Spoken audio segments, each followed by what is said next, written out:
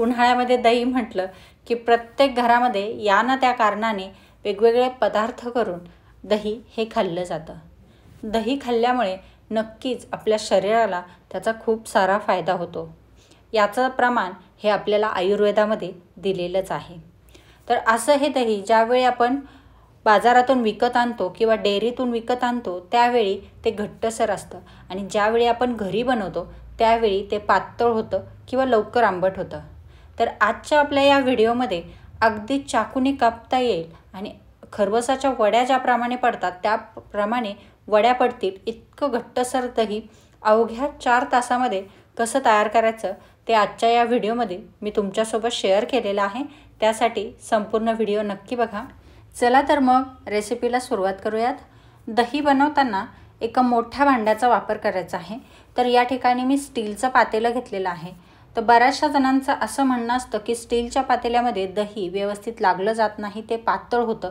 त्याचप्रमाणे दूध हे स्टीलच्या पातेल्यामध्ये करपतं.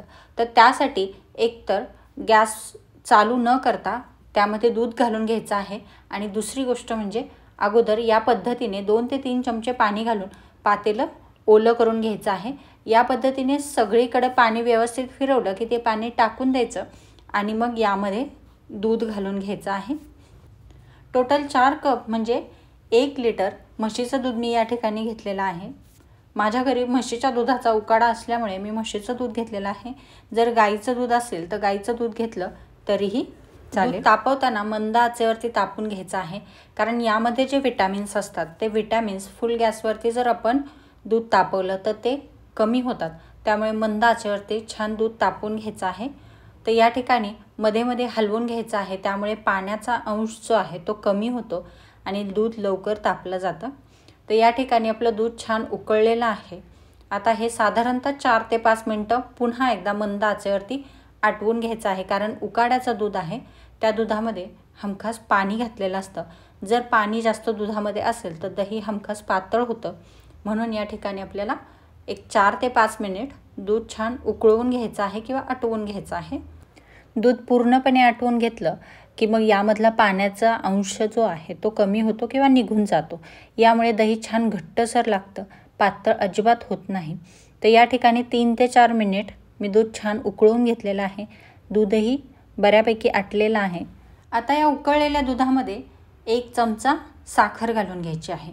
1 लिटरसाठी 1 चमचा हे प्रमाण आपल्याला घ्यायचं आहे. पुन्हा अर्धा मिनिटभर दूध व्यवस्थित उकळून घ्यायचं आहे, जेणेकरून साखर व्यवस्थित दुधामध्ये विरघळली जाईल. तर आंबट होऊ नये यासाठी साखर का घालावी, तर साखर घातल्यामुळे ज्यावेळी दुधाचं रूपांतर दह्यामध्ये होतं किंवा दही बनण्याची जी प्रक्रिया चालू होते, साखर घातल्यामुळे ती मंदावते आणि मग दही आंबट होत नाही. ज्या पद्धतीने डेअरीमधलं दही 3 ते 4 दिवस आंबट होत नाही त्याच पद्धतीचं हे दही आपलं तयार होतं. परंतु डेअरीमध्ये ज्यावेळी दही बनवलं जातं त्यावेळी विशिष्ट पदार्थांचा किंवा रसायनांचा वापर केला जातो आणि मग ती प्रोसेस थांबवली जाते. आपण नॅचरली ती प्रोसेस थांबवणार आहोत 1 चमचा साखर टाकून. तर या ठिकाणी दूध छान उकळलेलं आहे. आता गॅस बंद करून हे दूध छान थंड करून घ्यायचं आहे. दही लावताना दूध हे जास्त गरम किंवा जास्त थंड नसावं.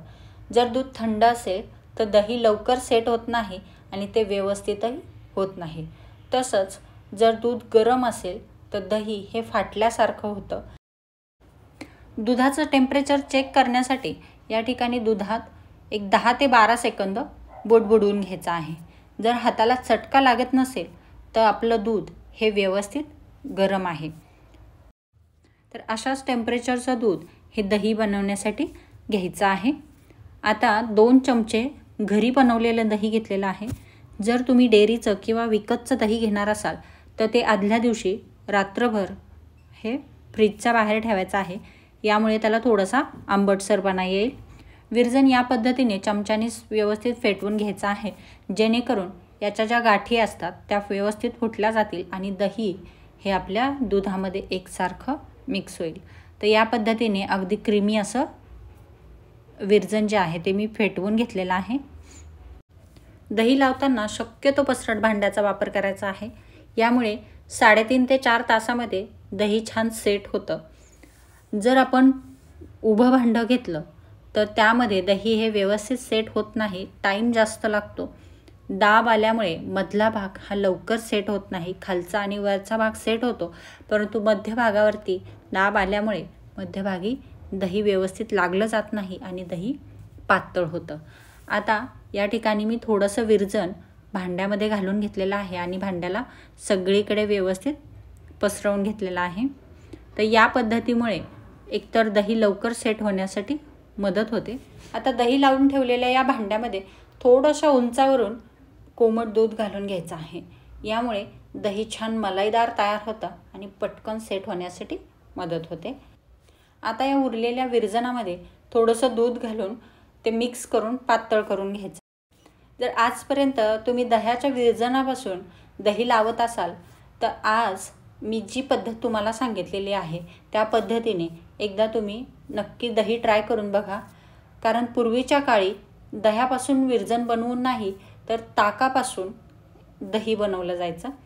ते जास्त घट्ट आणि खाण्यासाठी तितकंच छान लागायचं. तर आता हे विरजण यामध्ये घालून घेतलं की व्यवस्थित हलवून घ्यायचं आहे.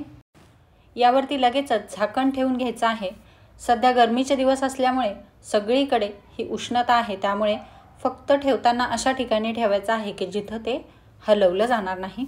साधारणतः 4 तासामध्ये आपलं घट्टसर दही तयार होतं. 4 तास झालेले आहेत आणि दही छान घट्ट असं सेट झालेलं आहे. तुम्ही बघू शकता अजिबात पाणी दह्याला सुटलेलं नाही. एकदम घट्टसर दही या ठिकाणी तयार झालेलं आहे. अगदी चाकूने कापलं तरीही कापलं जाईल इतकं घट्ट आणि मलईदार दही आपलं तयार झालेलं आहे. कुठलीही एक्स्ट्राची मेहनत न घेता अगदी नॅचरल प्रोसेसनी आपण घट्टसर असं दही बनवलेलं आहे. तुम्ही या ठिकाणी बघू शकता अगदी ज्याप्रमाणे आपण खरवसाच्या वड्या पाडतो त्या पद्धतीने आपल्या दह्याच्या वड्या पडतात. असं हे अजिबात आंबट नसलेलं मलईदार आणि घट्टसर दही साखर न टाकता खाल्लं तरीही अजिबात आंबट लागत नाही. हे दही 4 ते 5 दिवस आंबट होऊ नये यासाठी लगेचच फ्रीजमध्ये ठेवून द्यायचं आहे. तर या ठिकाणी तुम्ही बघू शकता मी सुरीने त्याच्या वड्या पाडते आहे तरीही अजिबात पाणी सुटलेलं नाही. तर अशा पद्धतीने आपलं मलईदार घट्टसर असं दही तयार झालेलं आहे. अगदी कमी विरजणामध्ये त्याचप्रमाणे एक वेगळी पद्धत वापरून, पारंपरिक पद्धत वापरून दही कसं बनवायचं, घट्टसर होण्यासाठी, आंबट होऊ नये यासाठी काय करावं, अशा बऱ्याचशा टिप्स मी या व्हिडिओमध्ये तुमच्यासोबत शेअर केलेल्या आहे. रेसिपी आवडली असेल तर नक्की करून बघा. चॅनलवरती नवीन असाल किंवा चॅनलला सबस्क्राईब केलेलं नसेल तर चॅनलला सबस्क्राईब करा, लाईक करा, शेअर करा, त्याचप्रमाणे कमेंट करा. पुन्हा भेटूयात आपल्या नवीन रेसिपीसोबत. धन्यवाद.